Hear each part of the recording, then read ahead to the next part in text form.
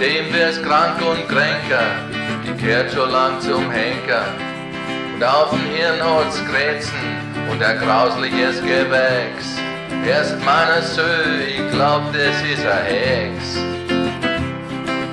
Bitte, ich will ja nix sagen, aber Hexen können das schlagen. Nicht, dass ich euch aufwusten möcht, aber Brenner tat die heute sicherlich nicht schlecht. Was wüsst im Mittelalter, haben's keine Geschichten gemacht. Hinein in Volkerkammer und wächst es zusammen in Hammer. Beim 3. Grad, da gebert die Prohaska alles zu. So gut wie die Inquisition, sagen wir lange schon. Bitte, übe ja nix an, aber Hexen können das schlagen.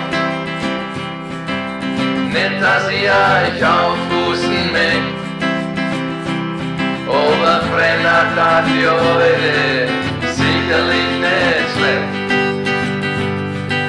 Die heute Prohaska ist mir ein Dorn im Aug. Jetzt lasst mir's halt das saufen oder baut's Scheiterhaufen.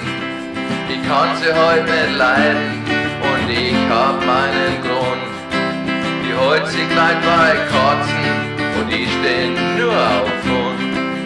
Bitte, übe ja nix an,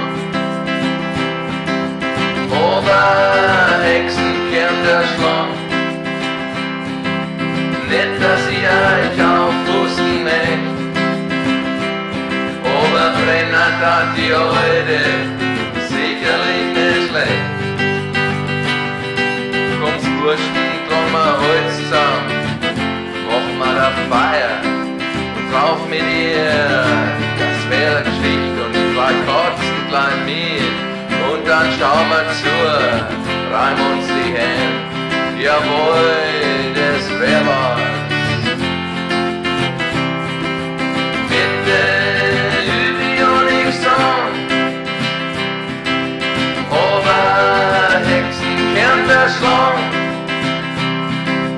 Nicht, dass ich euch aufpusten möcht, aber Brenner tat die